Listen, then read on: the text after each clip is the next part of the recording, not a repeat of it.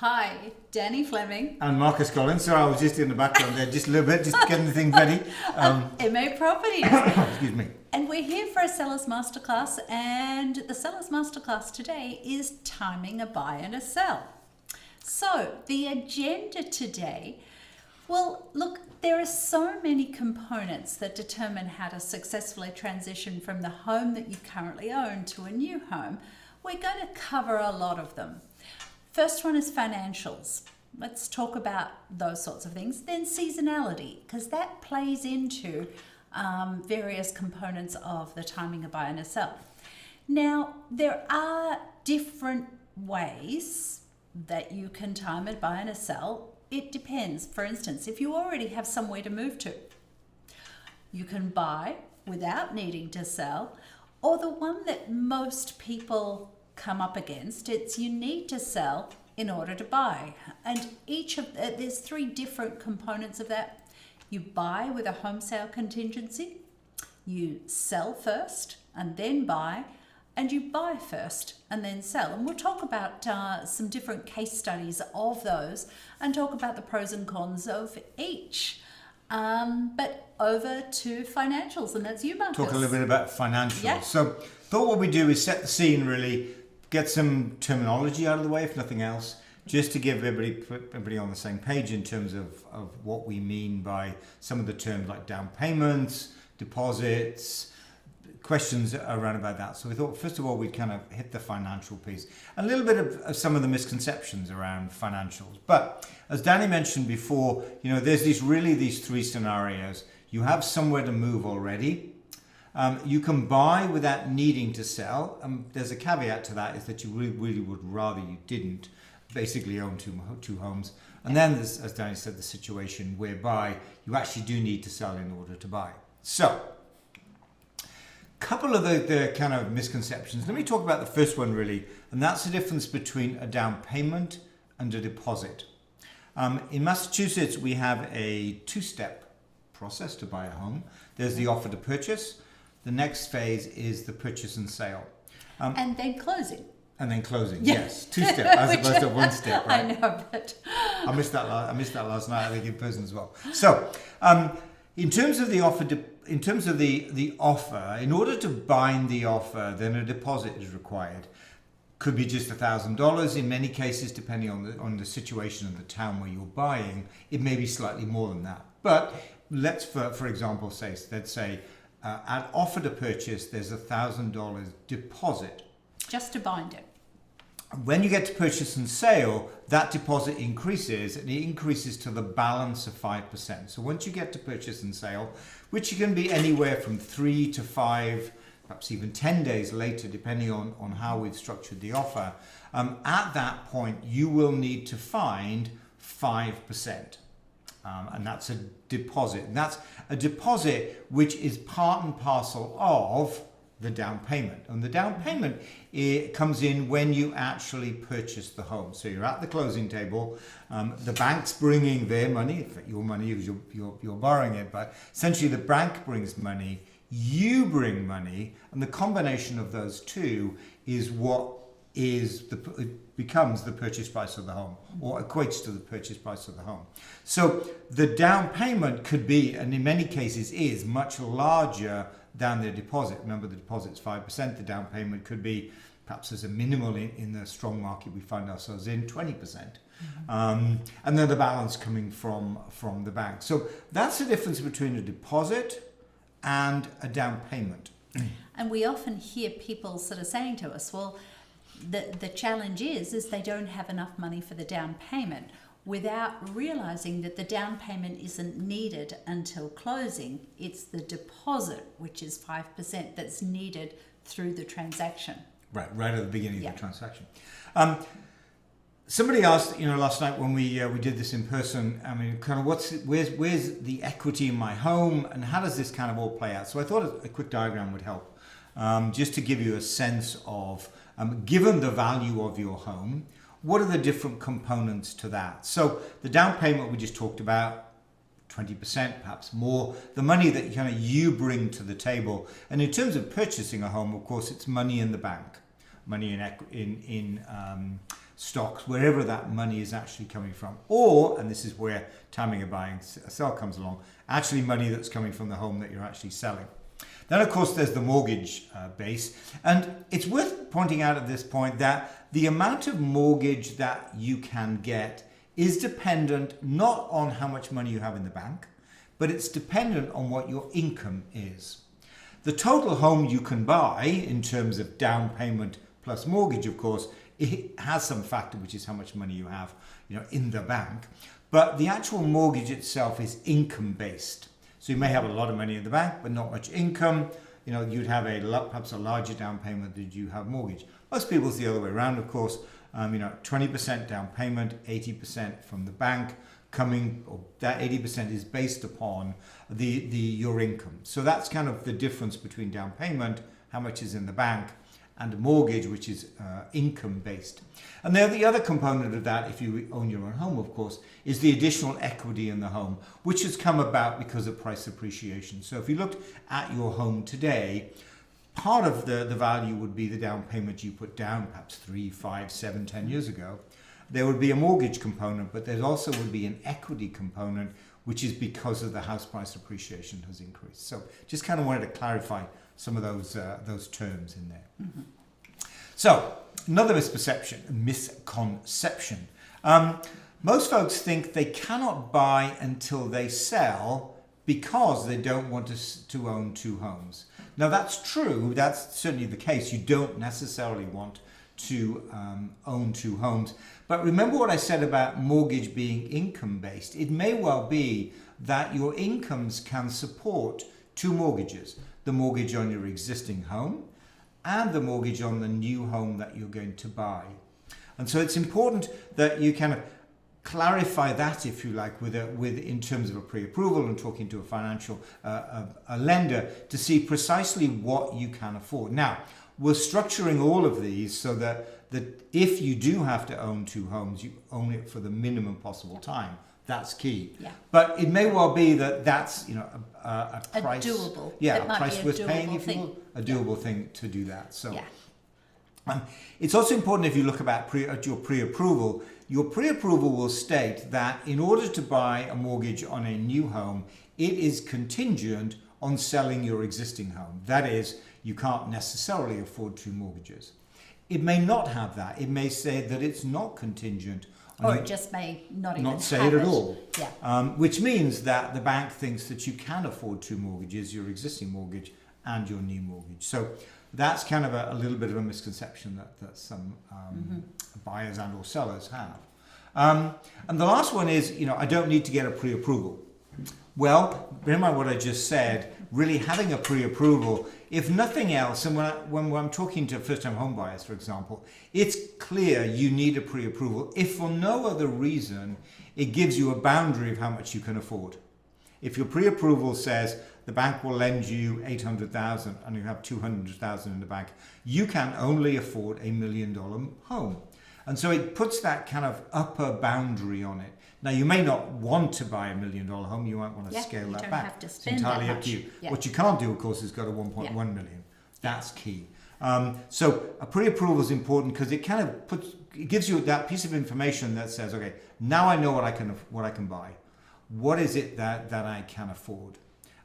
Important too that you have essentially the same people on the pre-approval that's going to be on the offer. It just simplifies it. So if it's a married couple, for example, they may have both incomes factored into the pre-approval, then both names would be on the offer and the other circumstances would follow from there. So that's important to have that too.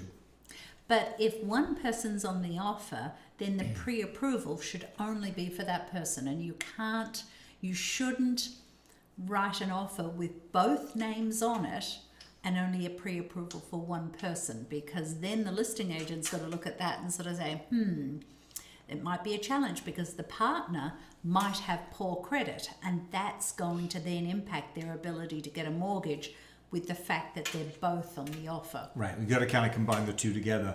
One's high, one's low. You're going to find yourself somewhere in the middle somewhere. So important to do that. A little bit more terminology in terms of the kinds of mechanisms by which you can essentially get money. Talk about the first one too. First one, I'll go through these in a little bit more detail now. Home equity line of credit, really suitable for sellers who are planners, as the presentation says. It really is a line of credit on your current home. Then there's a bridge loan, which is the word kind of implies. You're bridging this situation whereby you buy a home, but you haven't sold your home yet. So the bridge loan bridges you over between those two periods. And then the last term we want to clarify here is recasting the loan when, for example, you sell your home eventually, if you excuse the word, but you will take the equity in your existing home and essentially pay down your existing mortgage. And there are some mechanisms in that, couple of mechanisms by which you can kind of do that, and the mechanisms by which that money is applied to the mortgage. Yes. Good so Yep. far? Okay, my wife's listening to every word I'm saying intently. Oh yeah, I'm waiting. No, just in case. So home equity line of credit, it does, suitable for buyers who are planners. Sellers, excuse me. I'm biased. I'm biased. Yeah. I always get buyers and sellers mixed up. Yes. Danny always corrects me, but in this case, I was right and you were right. And you were right, sweetheart. Sellers, because this is a seller's masterclass. Oh, How yeah, are they that's buying another home? That's true. Quite a common mechanism by which you pull money out of your existing home. A couple of things to bear in mind though.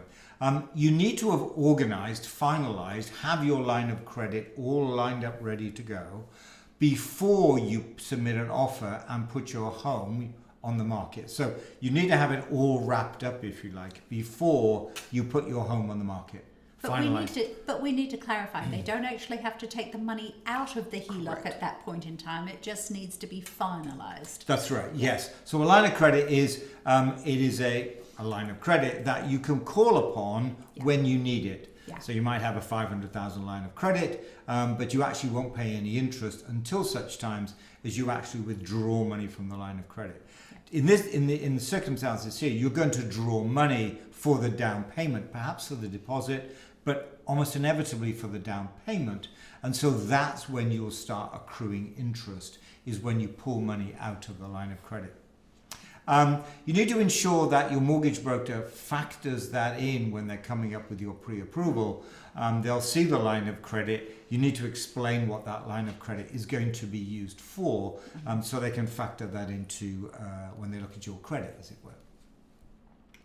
A bridge loan. The idea here with the bridge loan, as I mentioned before, is really the ability to bridge the situation where you bought a home, you're buying a home some period later, maybe a few days, maybe a few weeks later, but in that time period where you are owning two homes, your new home and your old home, the bridge loan kind of bridges you across that period. Can we just clarify? Mm-hmm. It's when you buy earlier than when you sell your home. Yep. Yeah, you said it the other way. So, keep going. I don't think I did I? Yeah. Okay. When you buy before you sell, so you need those additional funds for a short period of time until your home closes. Right, and your then, home that you right, and when your existing closes. home closes, that bridge loan disappears because you then no longer have two mortgages, of course. Takes about 4 weeks to organise, so it's very similar to a mortgage essentially. So you really do need to think about this up front, and really a piece of advice for all of these topics really. The more you've thought about it up front and the different scenarios and what may or may not happen, the better. It really is the case. Going into this, spontaneously, as it says, maybe not so wise. Have it all thought out. It's stressful. Yeah, it's very stressful. And it's really worth talking to a mortgage broker, because we know these things in general and all of these things, but mortgage brokers are absolutely keyed in to exactly how they can structure your ability to be able to buy a home before you've sold it. Right. The last one here is recasting, which is a term that's not well known. In fact, when we were looking into this a couple of weeks ago, I'd heard the term, but I didn't know the details of what it was all about. But the idea here between recasting a loan, it comes down to this. So you're in the situation where... First off, clarify why people would want to recast their it. loan. So when you recast a loan is, for instance, if you're getting a large loan to buy the home that you're buying, you haven't used any of the equity in your current home yet, you're getting a large loan. With a large loan, you've got a large monthly repayment. When you close your home, the one that you own currently, and you pay off some of the funds, there's one of the goals of recasting the loan is to reduce that high monthly repayment, Right. and now you can keep. So the goal of it is to reduce the monthly repayment. Right. So when you take the money and pull down your new mortgage, if you will, one of two mechanisms you can do. You can continue with your repayments as if you had, an example, we could give you $1 million mortgage, even though you've paid 500,000 off. You can continue to pay as if it were a $1 million mortgage. And what that will do is essentially will bring your 30-year fix, for example, to be much sooner, perhaps a 15 or so. So it will reduce the time of the loan. The alternative is to recast it, and what that does is it takes into account the now lower principal that you have. And so it will recalculate the repayments over the full 30 years. So essentially it will reduce the repayments but continue those on over the full life of the loan. So you have a lower monthly mortgage payment. Yes. Right, that's right. Makes it a bit easier as you go on. Yeah, so you might want to keep the repayments the same and bring your 30-year down to 15, or you might say, let's reduce my overall repayments and keep it as a 30-year loan. So those are the couple of options that you have, and that's where this recasting comes in terms of changing the loan to suit your circumstances, given that you've now paid off a substantial component of that because you've sold your existing home. And the equity's gone into. Right, gone into the loan on the other side. Cool. Let's get on to seasonality. Now, seasonality, you might sort of think, well, why is this important? Why is this important if we're talking about timing a buy and a sell? It is. Because it talks about when the largest number of homes come on the market and when, all of these types of things. But let's first talk. The buyers spend winter thinking, I'm going to move this year. I'm going to sell, I'm going to move, I'm going to buy. And so at the very beginning of the year, when the spring market has started, and that's different every single year because it depends on the winter. This year it started probably the beginning of February. 2015 it started the middle of March because that was a really, really severe winter with lots and lots of snow. But it's typically somewhere late January, February or early March. Now, why is that important? Well, most sellers, let's talk about what sellers think first. Most sellers think that the best time to sell their home is when the gardens look beautiful. So that's typically late April, May, June time frame. But the buyers, when the spring market, when we've got a beautiful sunny day, sunny weekend, no threats of snowstorm, there still might be snow on the ground, but it's not really cold. The buyers are out in force. So you've got high demand with buyers out in force wanting to check out what's out there, and you've got low supply because most sellers haven't thought about coming on the market early.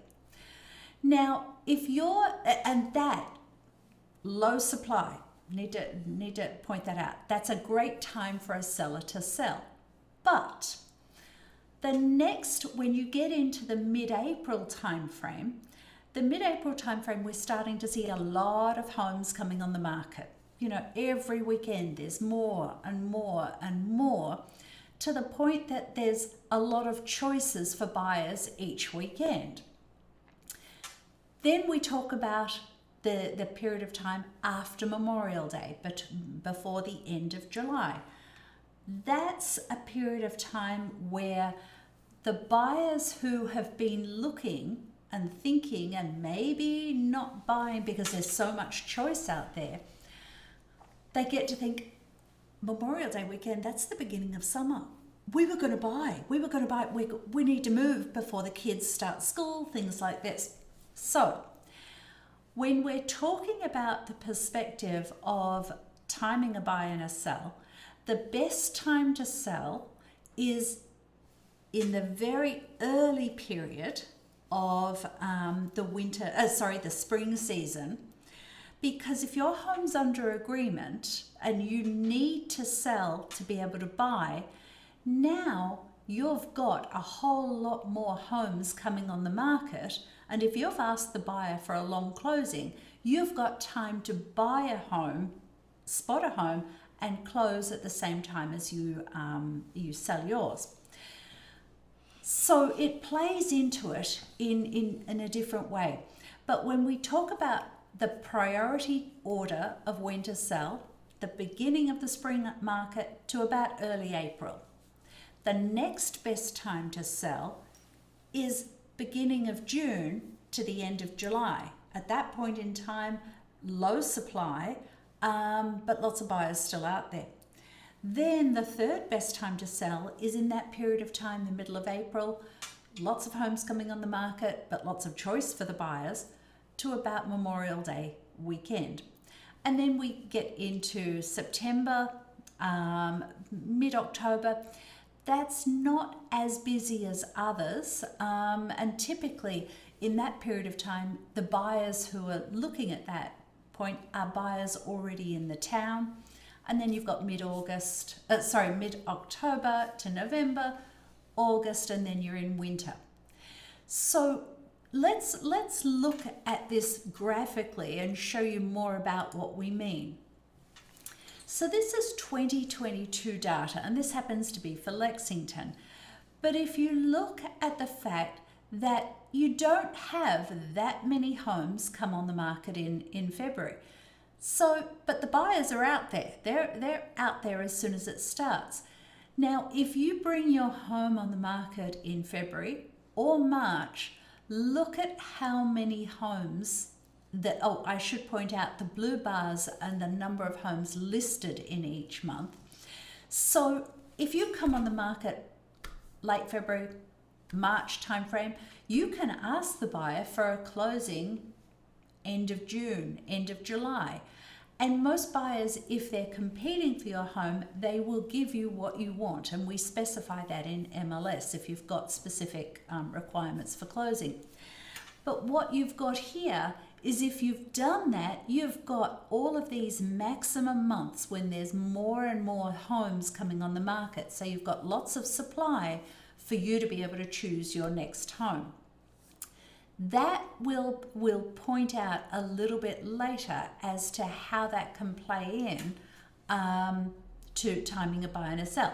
But when you look at November, December, most buyers at that point in time, there are buyers around, but most of the buyers who are around then are looking for a deal because bargain hunters. Yep, because they think that if a seller comes on in December, they're desperate, they need to sell. So they can get a good deal, they think. So let's have a look at this again. So there are really good times to sell and not so good times to sell. So if you have time to plan, choose the really good time based on your requirements of how you're going to do this. And we've got some case studies coming up to show you. But if you're going to do that, you want to come on the market early, we often take exterior photos and things like that before in fall of the year before. Because when you think about this, if you're coming on and there's snow on the ground, the other homes that are coming on the market have got snow on the ground photos. And we come on with nice bright green grass and sunshine and leaves on the trees and things like this. It makes your home pop. It really does make your home pop. But part of this seasonality is you need to factor in your needs for a replacement home. So don't think about, if you're planning on selling before you buy, don't think about selling in October and then looking to try and find a home in November and December, because there's just not enough homes on the market for you to find a home that you'd like, and now you're under pressure. So that's where we sort of wanted to get at with the seasonality. Understand when the majority of homes come on the market and time your coming on the market. If you do need to sell to buy, time it for then. And you'll see that with the first example. So I'm going to get into those three scenarios that Danny mentioned previously. Let's kind of go through, and you'll see this kind of writ large in terms of seasonality with this one. So the first situation, easy one if you will, is you already have somewhere to move to. In all of these, we'll put a small diagram together. The top timeline is the buy timeline, you're buying the new home, and the lower timeline is the sell timeline, selling your existing home.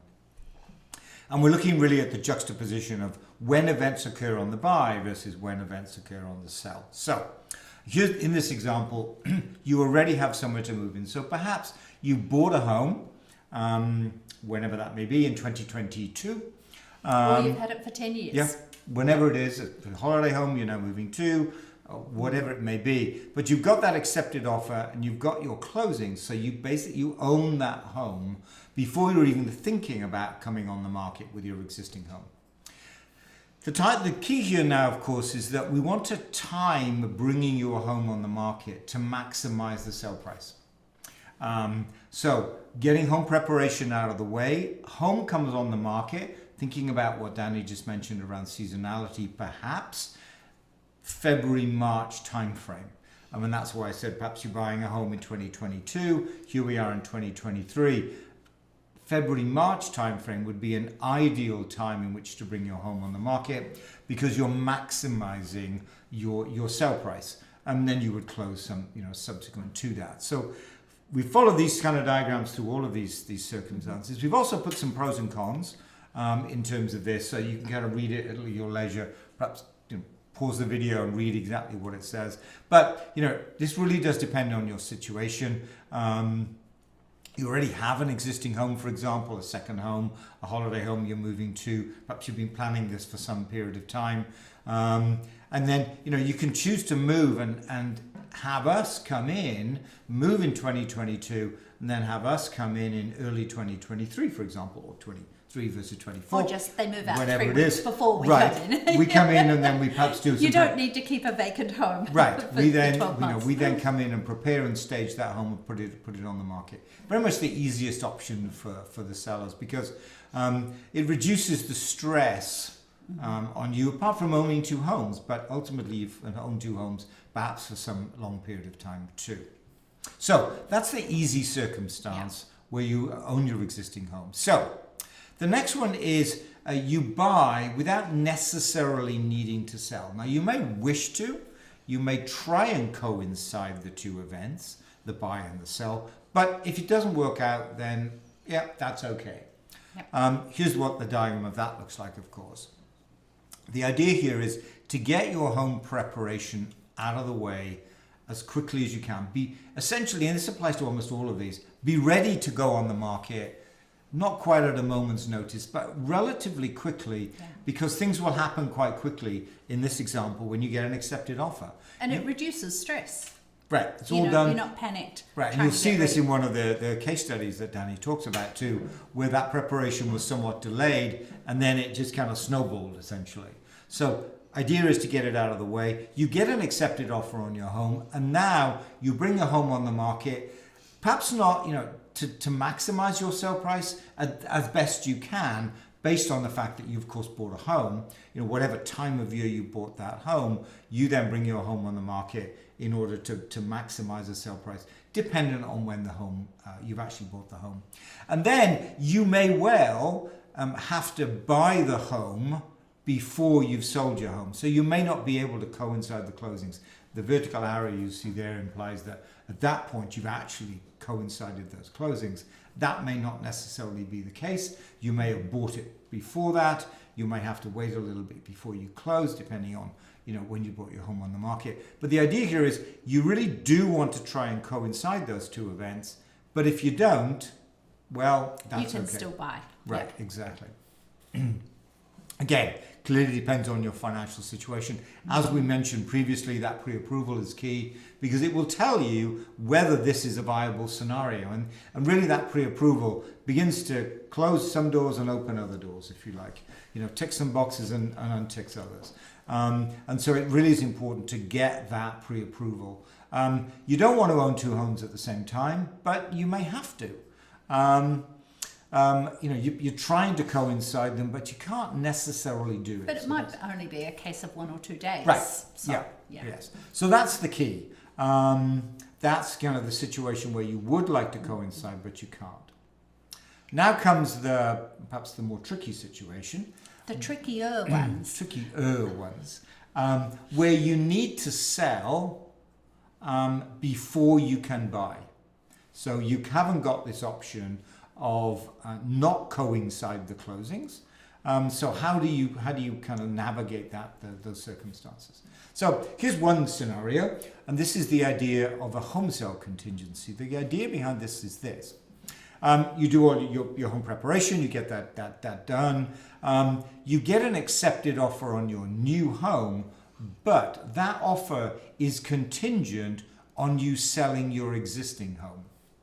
Now, remember from the seller's perspective of the home you're going to buy, the other seller, that's a rather risky situation because if you fail to sell your existing home for whatever reason, perhaps you overprice it, maybe it doesn't sell for whatever reason, then of course the offer that you've written on the home you're going to buy falls through. It kind of and the seller of that home is now back to square one essentially. Yeah. They're in a situation where I thought I was going to sell, but I no longer will. So from a seller's perspective, accepting an offer with a home sale contingency is high risk.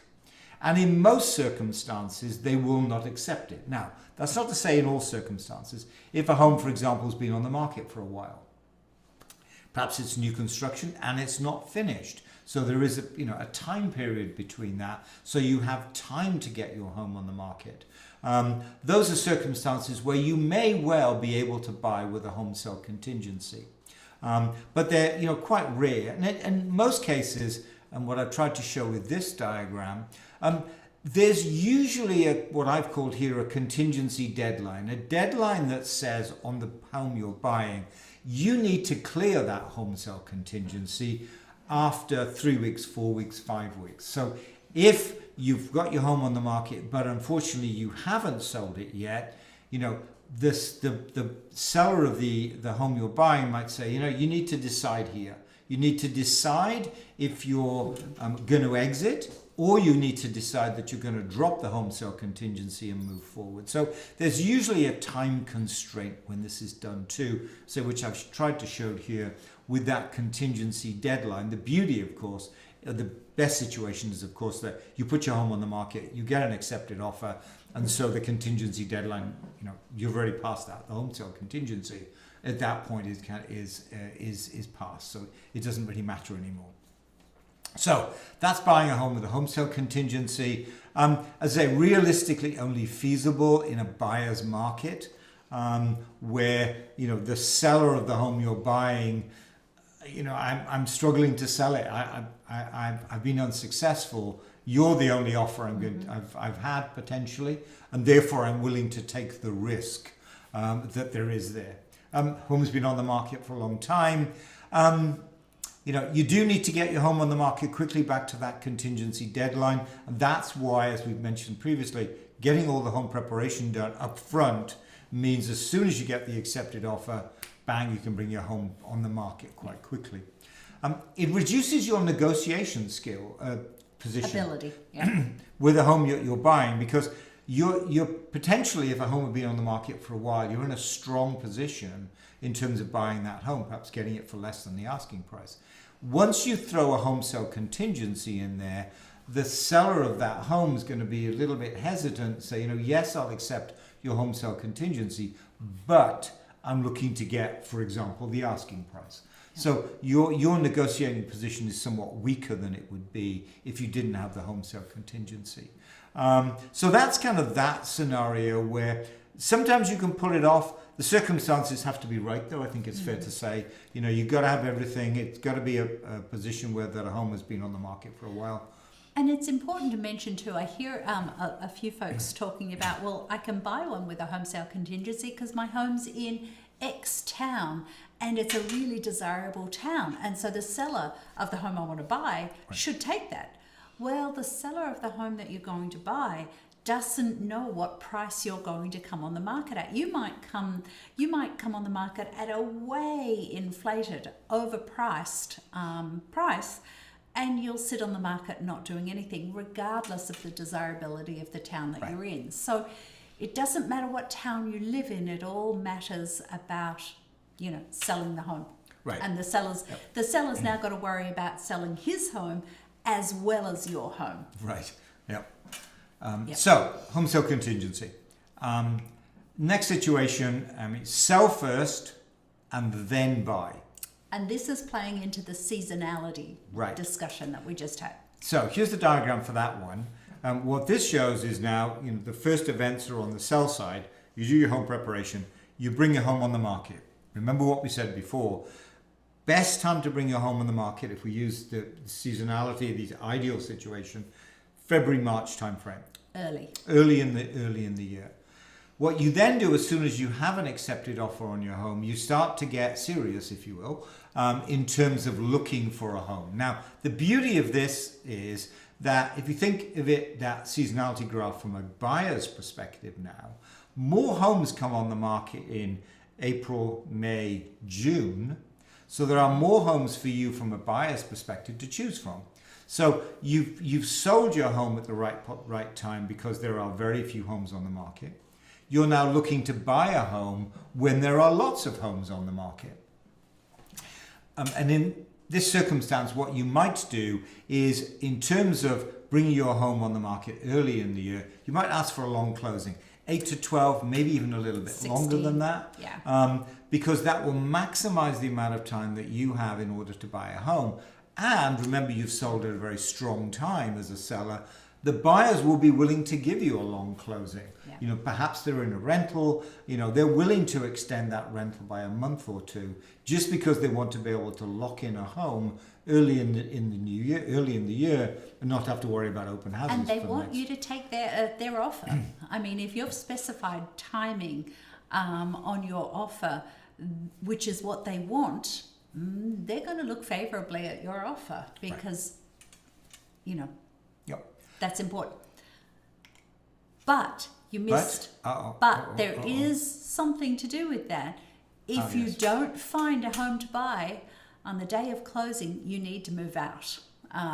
That's important to mention. Because once that home goes on the market, I forgot because you started talking. Yeah. Once your home goes on the market, you have a locked-in closing date. Now that may be 10, 15, 16 weeks later on, but that date will arrive. Not when the home comes on the market. No, when the when accepted it closes. offer. When you accept an offer, you've got a locked-in date. Right. See, I love correcting. Oh. I live with this all the time. He's got to get it right. He doesn't speak English very well. So when from you get the an accepted offer, which hopefully is 4 days after you put it on the market, but that's another story.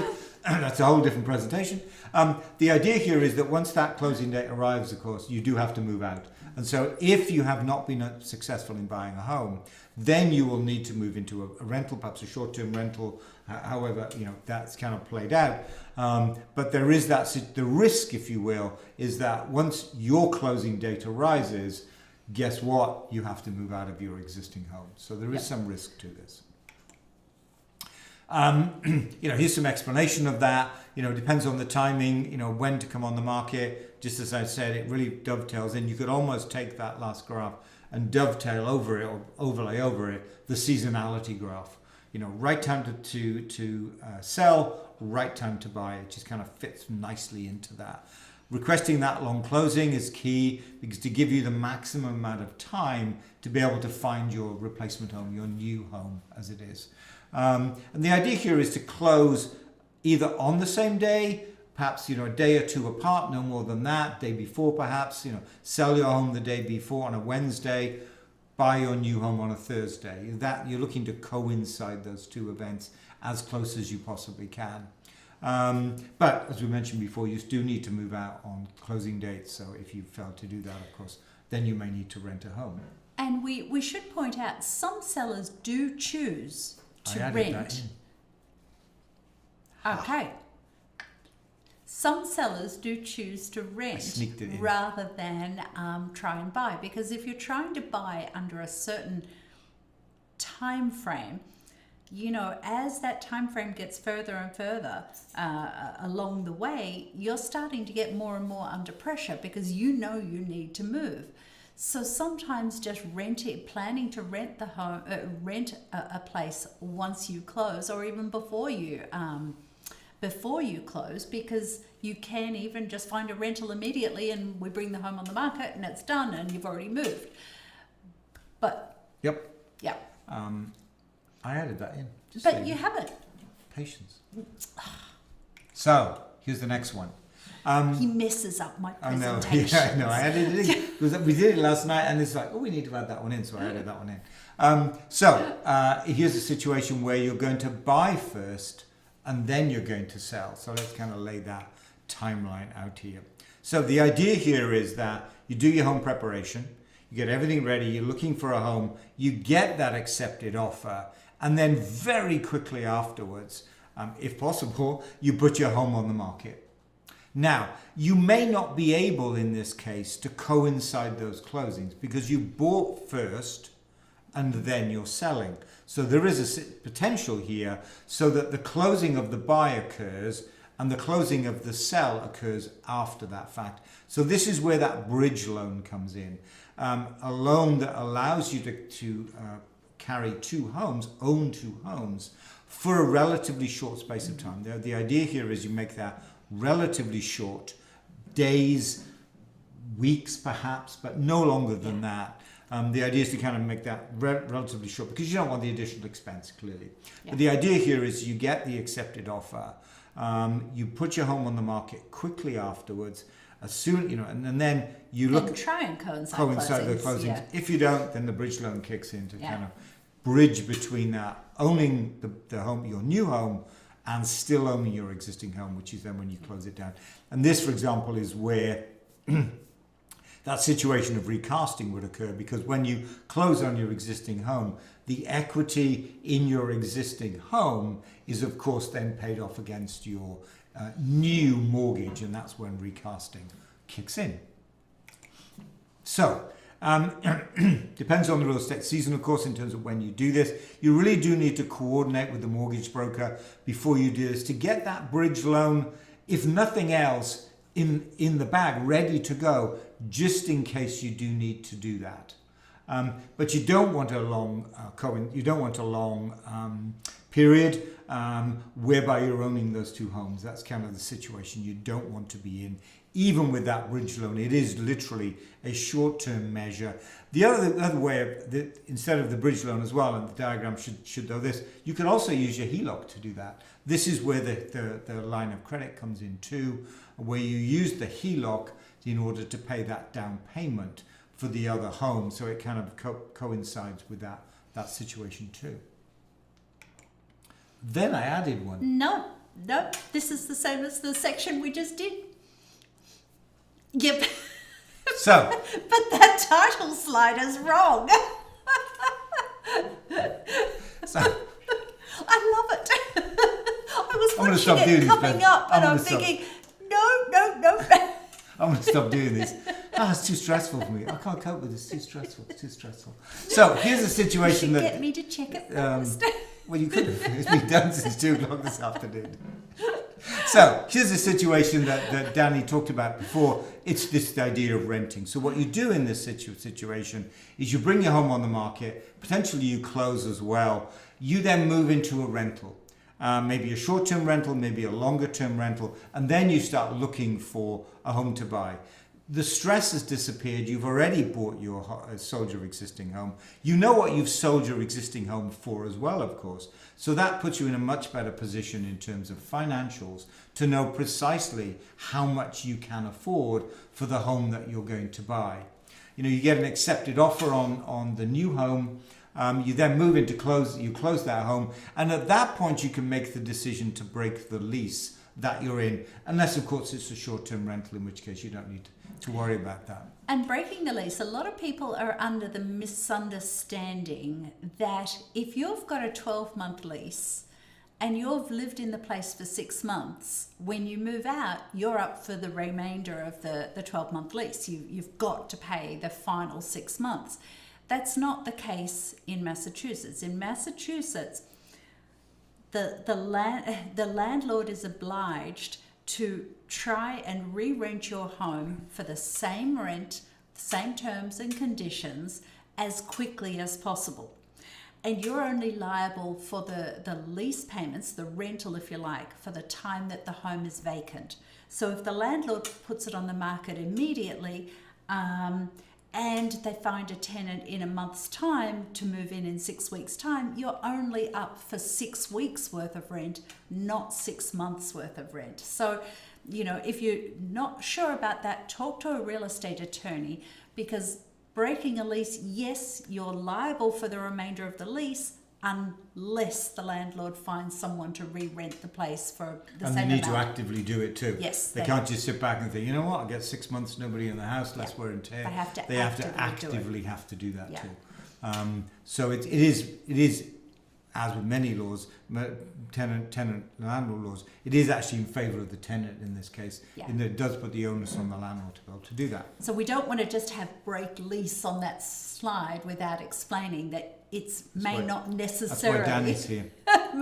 Necessarily That's why cost you a lot of money. It may only cost you a couple of weeks. It may cost you 2 months. It depends on when you're breaking the lease. If you're breaking the lease anywhere from November to February, it's a tough time to find rentals. That's a tough time to find tenants. So it does depend on when you're actually breaking the lease.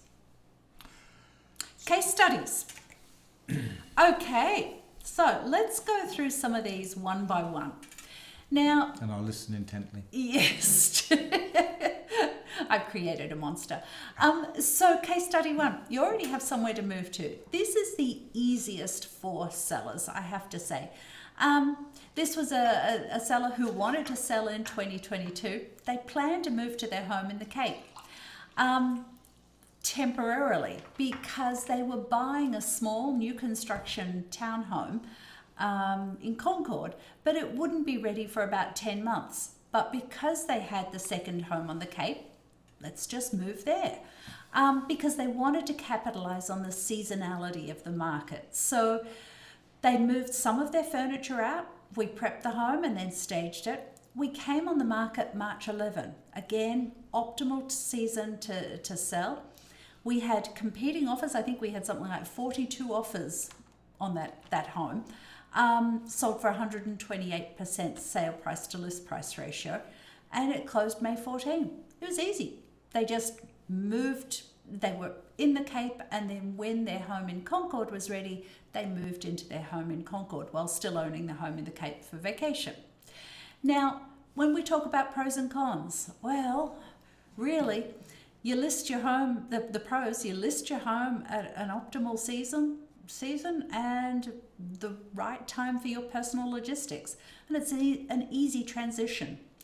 The cons, well, you need to have the financials to support owning 2 homes for a period of time, because in most circumstances like this, it is a second home that they own.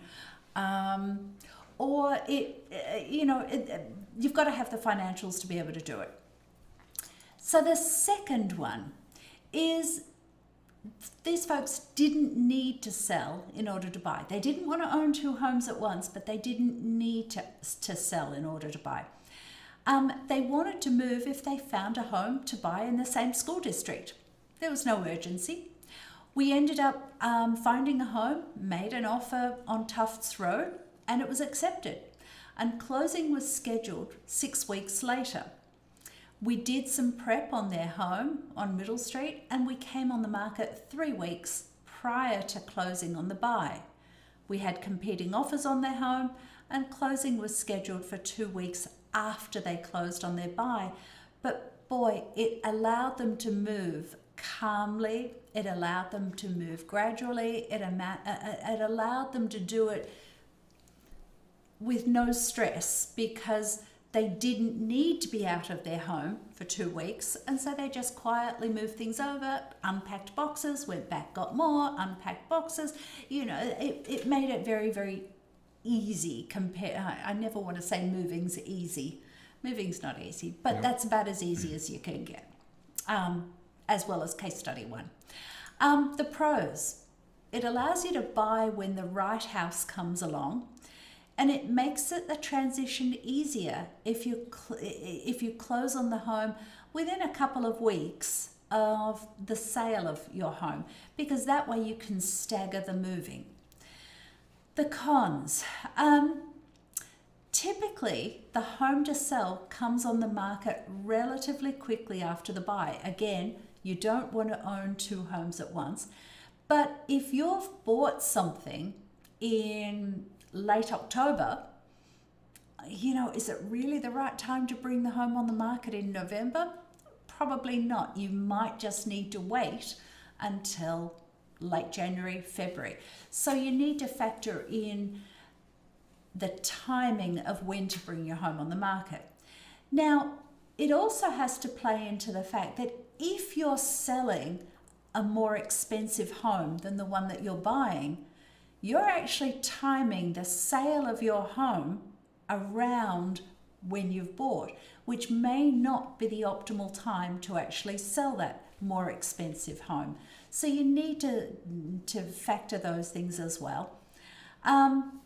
You might potentially have two mortgages for a short period of time, and it's dependent on the income to afford the two mortgages. Again, what Marcus was talking about, a mortgage broker is going to look at your income, look at your money in the bank, those sorts of things, look at the mortgage on your existing home, and determine whether you can afford a second mortgage based on the income. So that one.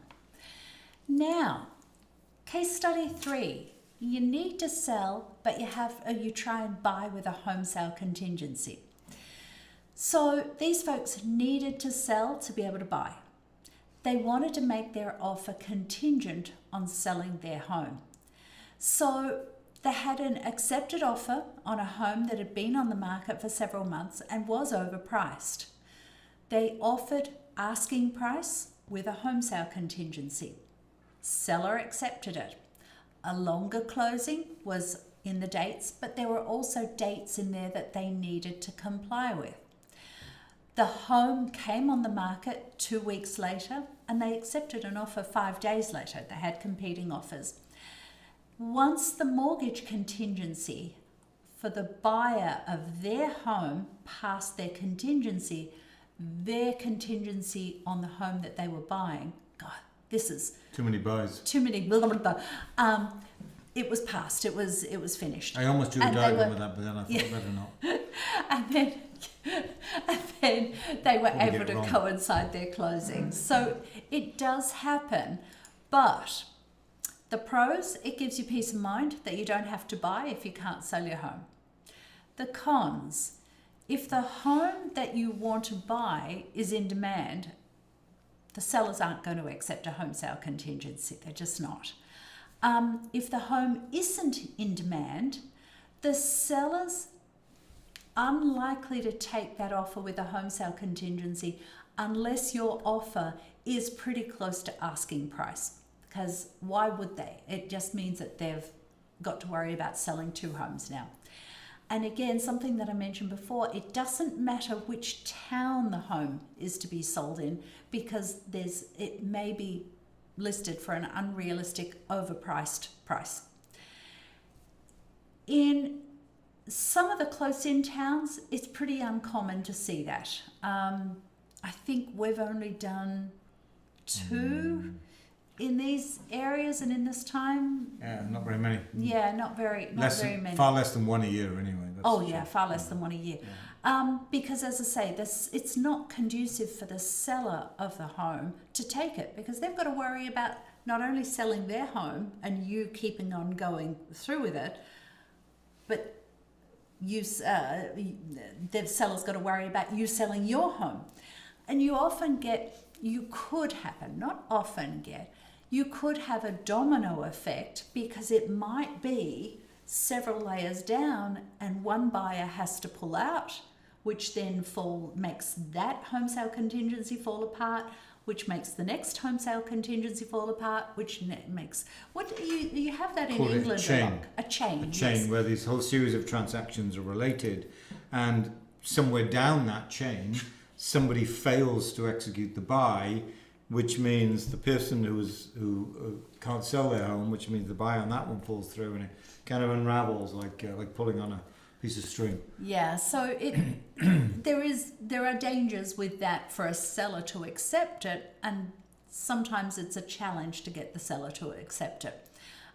You find it a little bit more commonly when it's new construction, especially if there's a period of time where the home's still to be built, or it's not quite finished, or it's been on the market for a long time. But you've got to protect yourself as a buyer if you're buying in that scenario, and we'll show you why in one of the in this case study.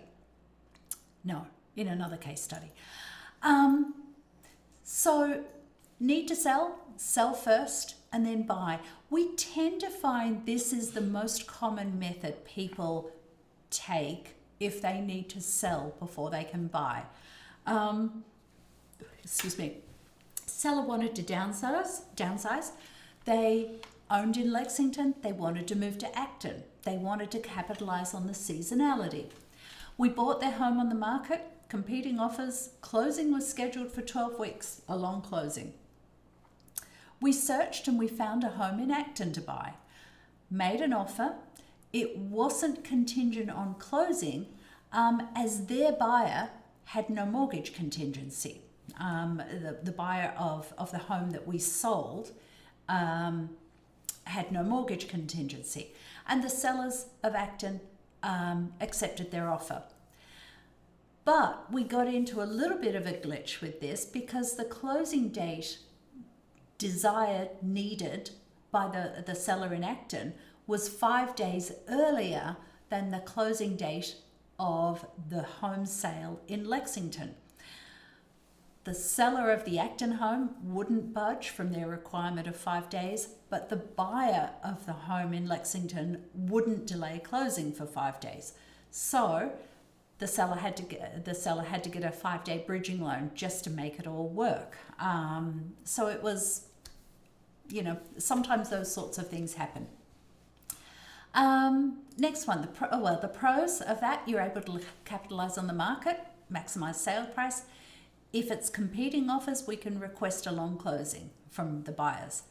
The cons, and this is the biggie at this, is there's a pressure to find a home to buy.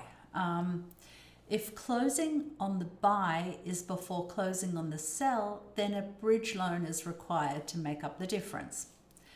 If the closing on the sell is before the closing on the buy, then you've just got to store your furniture temporarily, and a short-term rental is required. So it's again dependent on timing of the market as to whether there's going to be homes, a large choice of homes for you to buy. But it's strongly not recommended late in the season, because the longer you go, October, November, December, there's fewer and fewer homes on the market. So there's a lot of pressure on at that point in time. Another way of doing it is, if you need to sell, in order to buy, a lot of people choose to rent instead and then take their time buying.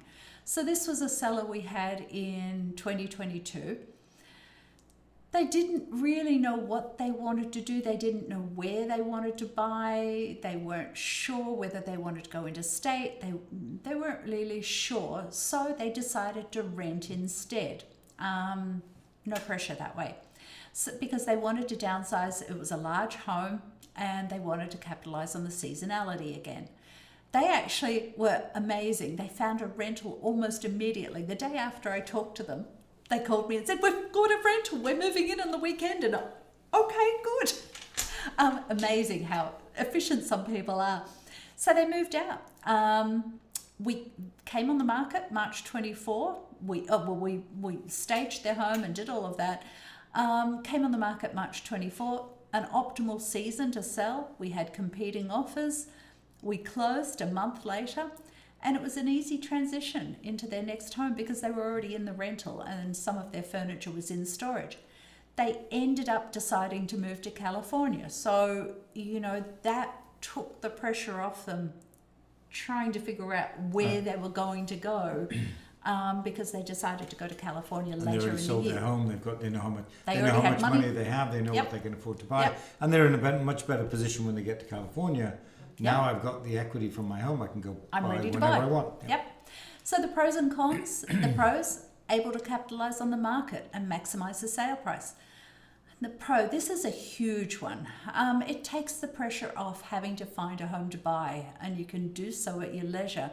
And yes, you can break the lease. As we mentioned before, a lot of folks don't realize that breaking a lease doesn't cost them the remainder of the lease term. It's just costs you the amount of time that the home is vacant from when you break it to when it's found a new tenant.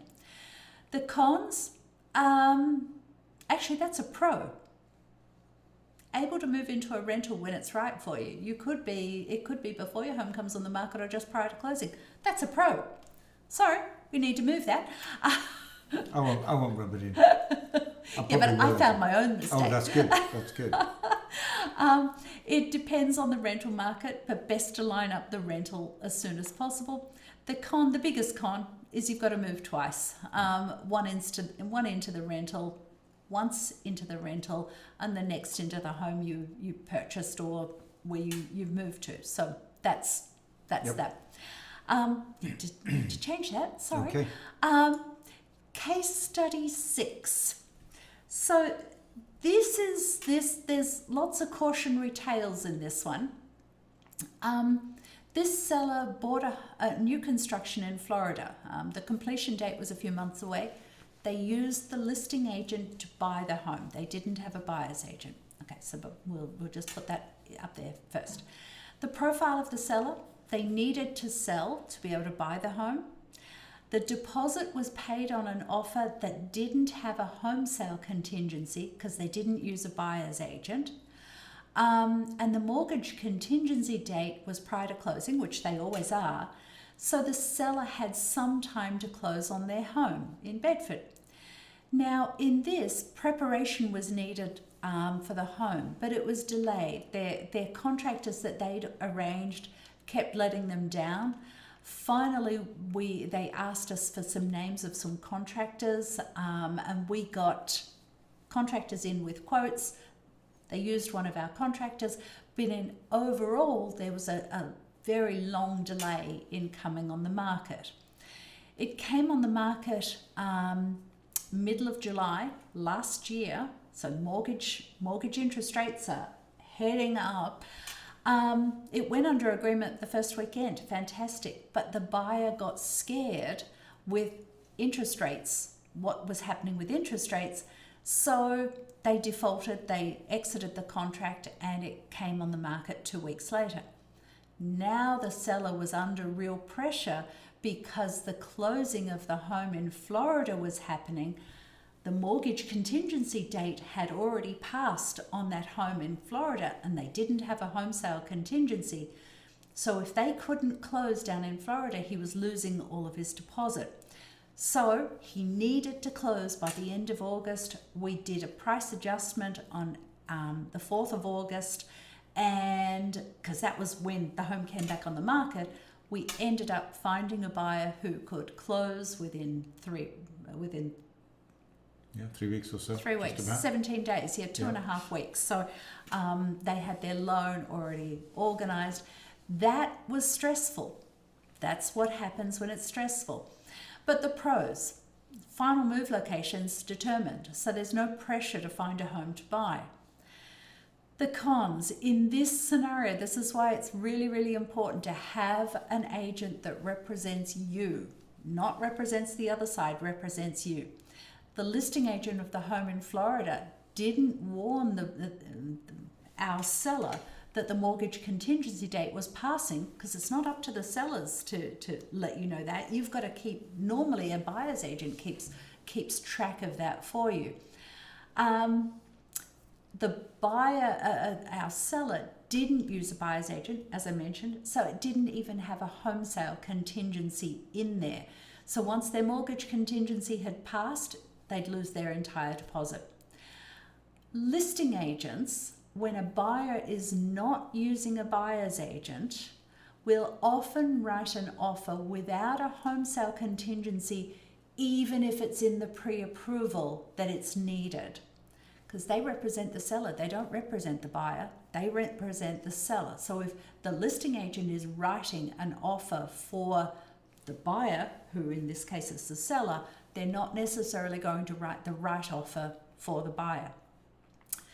If you don't sell your home, your deposit is at risk in that case, and pressure to sell your home increases as time goes by, and a bridge loan would have been an option if it was organised earlier, but it wasn't. So back to what we said at the beginning, the more you think about what scenarios could play out, and get your ducks in a row, if you like, get everything organised, the much more likely you are to be able to react to a situation like this, where, for example, the home in Massachusetts didn't sell as quickly as they thought.